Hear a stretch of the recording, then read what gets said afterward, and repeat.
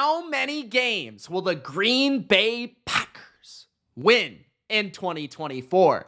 What's going on, cheeseheads? It's Mitch here, back with another NFL record prediction video.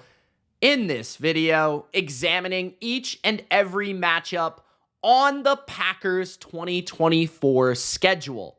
Is it the year that Jordan Love elevates to an elite quarterback and the Packers become a real NFC top dog, Super Bowl contender? Is it a new era of Packer success in Green Bay? Or do the Packers take a surprising step back? I give you my thoughts in this video. Gronk spike the like button.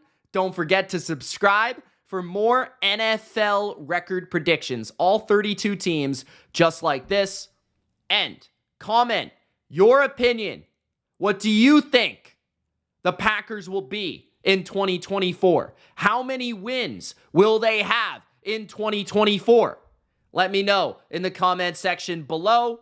Let's go. One of my favorite teams to talk about this year, the Green Bay Packers. Why? Because we're just going to get to it. The Packers are going to be really good this year. Yes, they are. They're going to take a step forward. They're going to be one of the teams in the NFC, one of the class of the NFC type teams. Now, let's go through their schedule because it is not easy. And honestly, last year, I had the Packers as the 7th seed in the NFC. And I was right. And I had them at 9-8. I believe I was also right about that. But I did not see them actually shellacking the 2 seed in the playoffs. That's what happened. And then they were really close to beating the Niners. I wouldn't have guessed that either. So this year, I don't really think the regular season, despite this being all about the regular season, this video, really matters as much to me as where do the Packers go? Like, can they get to the NFC Championship this year? I think that's a bigger question, and their record won't really dictate that. It's more about, like, will they make the playoffs? What seed will they get? Will they get a nice, juicy first-round matchup for them to feast on and then go from there? And they're going to be competing with another really good team in the NFC North, the Detroit Lions, to win this division. So let's find out if they can win it. In week number 1, they play the Philadelphia Eagles, and this is one of the best games on their entire schedule. It's a Friday in Brazil. Keyshawn Nixon, really excited to get to Brazil, by the way, if you haven't seen that. I believe it was Keyshawn Nixon. I could be mistaken. But the Eagles are talented, man, and I think they're going to be out for vengeance in terms of how last year finished. I think they're going to be really upset with last season, and they're going to be angry. And they're going to come into this season angry. But the Packers are also going to come into this season with a point to prove. Like, that last year wasn't really a fluke. Like, they're real. Like, they're going to ascend this year. So both teams have a chip on their shoulder. And both quarterbacks I like quite a bit. I feel like the offensive lines are both extremely talented. What will the defenses look like? Last year, at the end of the year, the Eagles had arguably the worst defense in football. I know that that's crazy to say because there really is so much talent there, but it came down to scheme. It came down to performance. It came down to age. It came down to coordinator. Like, now they've got Vic Fangio there, so you assume it'll be fixed. They've added some pieces to the secondary, some speed, some youth, and they've kind of jumbled around some pieces, right? Hassan Reddick has left. They brought in Bryce Huff from the Jets to help their pass rush. They brought in some linebackers to help them in the middle of the field.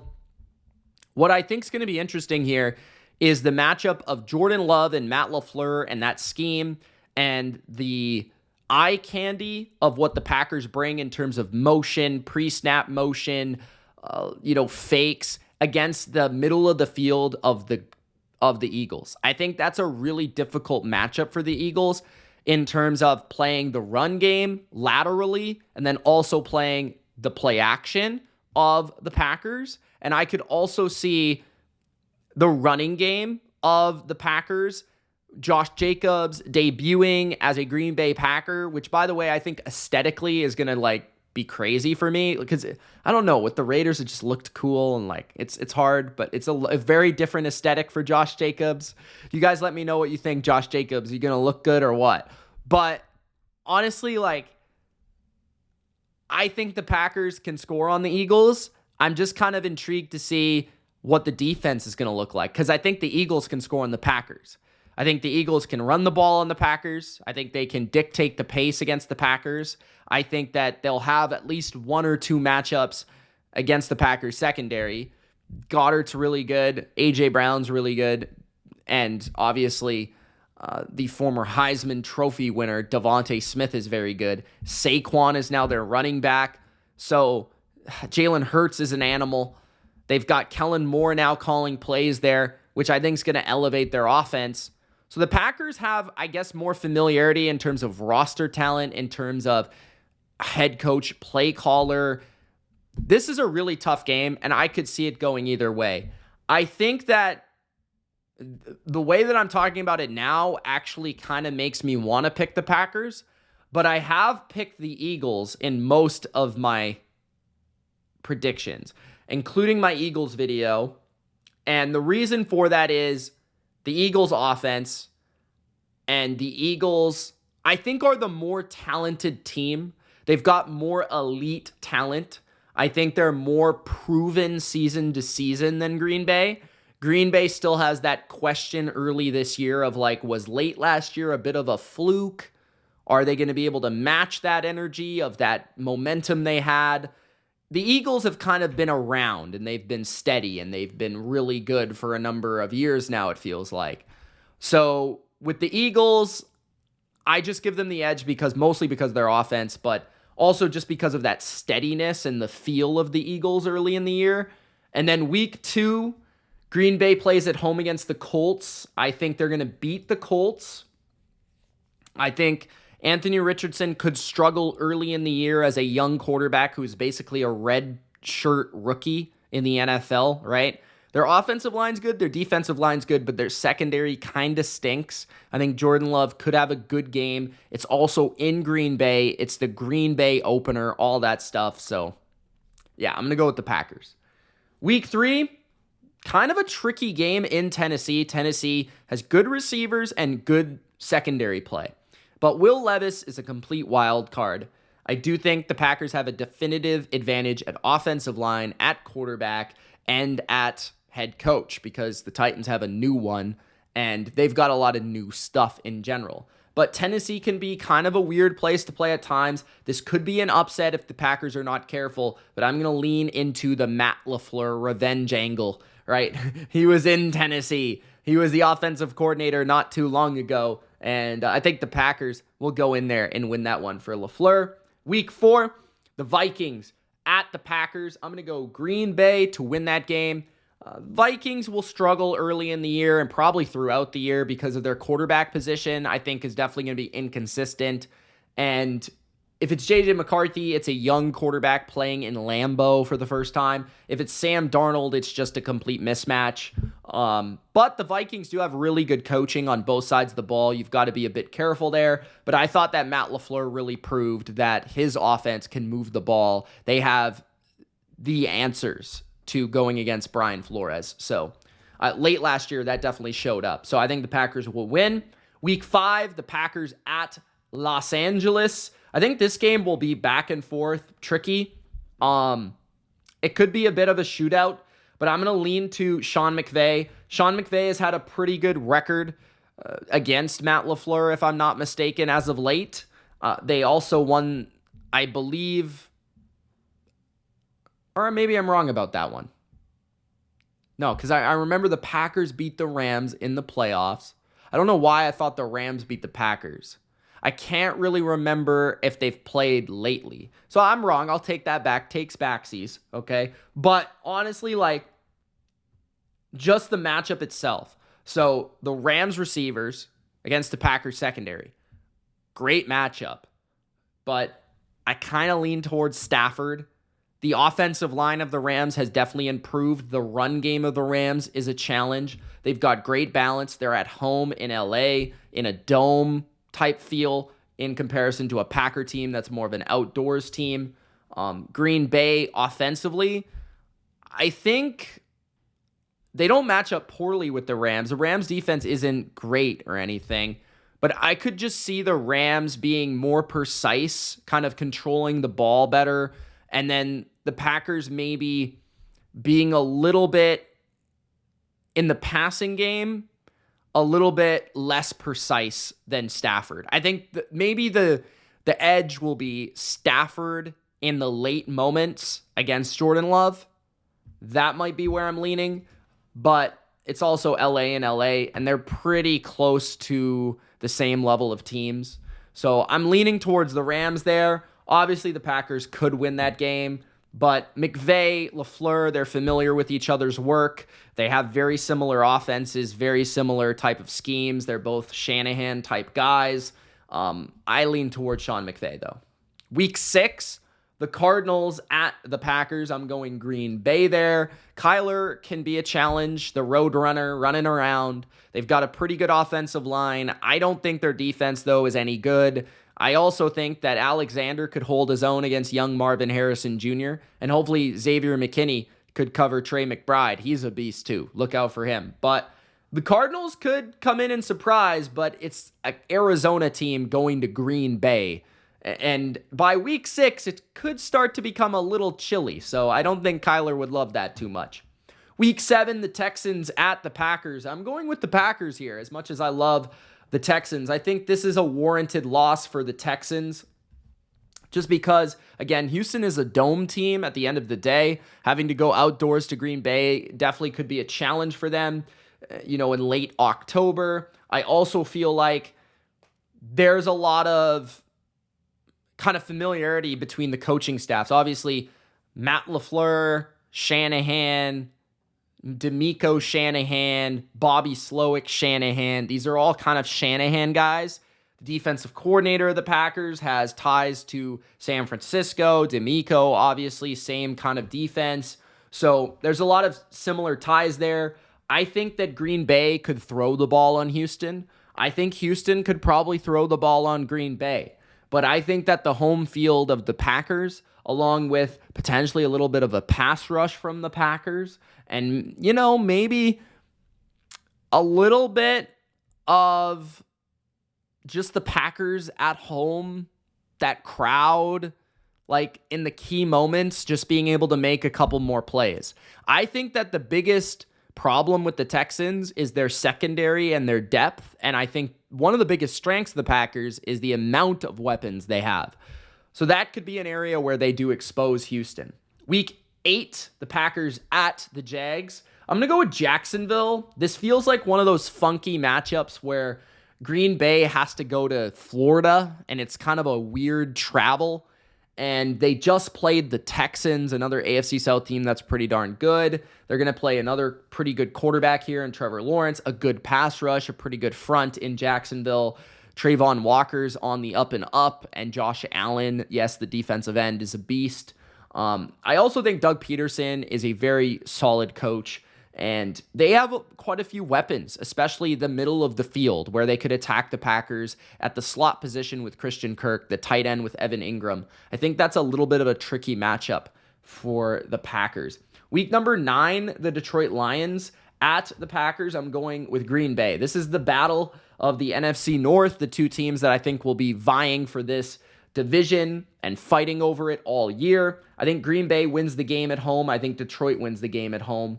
This is another one, just like Detroit has the same thing where it's Thursday to Thursday. Detroit has that same scheduling. Green Bay has the same thing, Thursday to Thursday. I like Green Bay at home. I like Detroit at home to win those games. I think both teams are like a mirror of each other in terms of offensive line plays excellent. Quarterbacks are talented first-round picks, but are propped up by the wizardry of the system and the versatility of the system as well. I think that the defenses are flawed, but also pretty good and pretty fun to watch and pretty explosive at times. And I think Green Bay's defense will be improved because of coordinating. I think the Lions' defense will be improved because of personnel. I think both these teams will be elite NFC teams, and I can't wait to watch them play. Week 11, they play Chicago in Chicago. I'm going to go with Chicago to win one against the Packers here, and I'm going to take the Packers to win the latest one. This one's off the bye. So maybe the Packers could find a way to sweep Chicago, but I feel like Chicago is talented enough this year to that they can beat the Packers once. I understand that the Packers kind of own the Bears, whether it be Jordan Love or whether it be Aaron Rodgers or whether it be Brett Favre, right? They've kind of owned them, but here's hoping for at least me, as not a Packer fan, not a Bear fan, just a fan of the football, that hopefully we can get a little bit more of a back and forth rivalry going with the Bears winning one of these with Caleb Williams. Caleb Williams will be, week 11 into his NFL career. It's not like it's week 2 or week 3 where it might serve the Packers better to play a less experienced young kid at quarterback. The Bears also, they have tricky weather in that stadium, as well as they have a pretty solid defense, a lot of talent at wide receiver. They can win a shootout. They can win a defensive game. The Bears, they could sneak up on the Packers, absolutely. Week 12, I've got Green Bay to beat Miami. Miami going to Lambeau is a really bad idea for Tua. That's going to be too cold, and Tua stinks outdoors. So that's going to be a terrible game for Miami. I think, how they kind of froze up against Kansas City last year? I could see similar things happening. I think the Packers also beat the Dolphins with Aaron Rodgers in his final year, if I'm not mistaken. So that was in Miami too. So I got Green Bay. I think I like that matchup quite a bit. Then they've got San Francisco week 12, which is a game that I could see going either way, honestly. I think that Green Bay played them really, really well last year in the divisional round, and I almost felt like they outplayed them at a certain part of the game. But the main reason I'm going to take Green Bay for the upset here is that it's in Green Bay and it's week 12. And from what I saw with Brock Purdy last year, he tends to struggle in weather. And if there is any weather in this game, whether it be very cold, whether it be rain, whether it be wind, whether it be snow, whatever it may be, I'm going to lean Jordan Love. I know Love wasn't perfection in that game, in that divisional round, certainly was not, but I definitely thought he was the superior quarterback. And I thought that Purdy, the reason that game was close to me, even with Joe Barry calling plays on that defense, was because Purdy was really bad. And if Purdy goes to Lambeau and he plays as bad as he did in the divisional round, I could see the Packers pulling that one out. So that might just be kind of a spot in the schedule, and maybe the Niners are able to beat them in the playoffs again. But to me, Green Bay, that might be the game they circle the most, that they're most excited to play this year, like that or Detroit, right? So to me, that's a huge game for Green Bay to prove themselves, to come out and win. They did beat the Chiefs on I believe it was a Sunday night last year. That was a circle game for the Packers. They seem to get up for these games. They're a young team, and they seem to get really motivated for them. I could see them beating the Niners, just because the Niners don't really look at the Packers as that type of team. They kind of see them as a little brother, so to speak. And the Packers want to prove that the little brother is here to play. So I'm going to take Green Bay. 15, they've got the Seattle Seahawks in Seattle. I think this is a tricky game. I'm going to go with the Seahawks here because I think Seattle is always very tough, especially after you have to play this stretch of games. Chicago, San Francisco, Miami, Detroit, and then Seattle. Now, this is 10 days rest, which is nice, but I think I want to lean towards Seattle, right? Just because Seattle, I just have a lot of respect for that. And I feel like Geno, that offense, they've got a lot of weapons. They can run the ball with Kenneth Walker. Their O-line isn't great, but I do think that Mike Macdonald, the defensive coordinator of Baltimore last year, is now their head coach. He seems to have a very good handle on the Shanahan-type systems, like LaFleur, like Kyle, like Sean McVay. I think that's a main reason he was hired in Seattle. I think Seattle will have a sneaky good defense this year, especially in front of the 12th man at home. That may be the difference where they force a couple of mistakes from Jordan Love. I think the Packers will beat the Saints, and I think they'll beat the Vikings. Probably once, but maybe twice. I kind of want to pick the Vikings to beat the Packers once. So I kind of do. Just because, The Vikings are tough, especially in Minnesota. So I'm going to pick the upset. In Minnesota, maybe J.J. McCarthy's a bit more mature by the end of the year, and they're able to pull one out for their Super Bowl because they won't be making the playoffs this year. I definitely think the Packers will win Monday night against the Saints. That's just too good. That's just too big of an advantage at home. The Saints, I don't think they're going to be great this year. Derek Carr. Offensive line is kind of lousy. Defense is pretty good, but I don't know. I don't love Dennis Allen as a coach, as a head coach. I like him as a defensive coordinator. In terms of Minnesota, I think because Matt LaFleur, Kevin O'Connell, they see things a lot the same way. That's a really tough matchup for them in terms of the offense of the Vikings. I could see the Vikings having one game at home where they put up some points on the Packers. But I could also see, the Packers putting up points as well, like I said earlier. So I'm going to go with the Vikings to upset them once. So I have Green Bay at 10-7, which is ultimately second in their division. But I feel a lot better about this team than 10-7. It's kind of like what I said with Detroit. Like I said the same thing. Like Detroit, I feel like I had them at 11-6, but I feel like Detroit is more of a 12-5, 13-4. And to me, like Green Bay is more of a 12-5, 11-6 type team. But I have them at 10-7. I have them in the playoffs. I have them as the 5 seed, I think.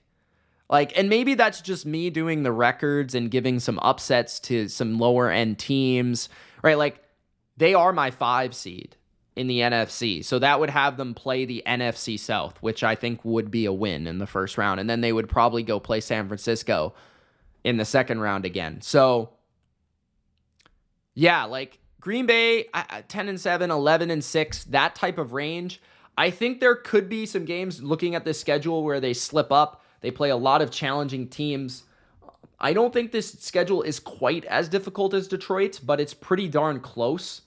Like a game like Seattle in Seattle, that's tough. The NFC North in general is one of the most difficult divisions in football. They play the NFC West, which is the other best division in the NFC, right? Like then they play the Eagles. They play the AFC South, which is kind of underrated, especially the Texans, Jacksonville in Jacksonville, So I don't think this is the Rams in LA. I think Detroit gets them at home. So, yeah, I mean, I could see the Packers going 11-6, 12-5. I could see them going 9-8 again. But I think 10-7, 11-6 kind of sounds about right. If they can maybe just sweep the Vikings or sweep the Bears, then they're at 11-6. So that's what I think of the Packers. I think they're going to be a really good team this year, better than last year, on the up and up. The question will be, come playoff time, can they ascend to a true Super Bowl contender? Thanks for watching. Gronk spike the like button. We'll see you in the next video. Peace.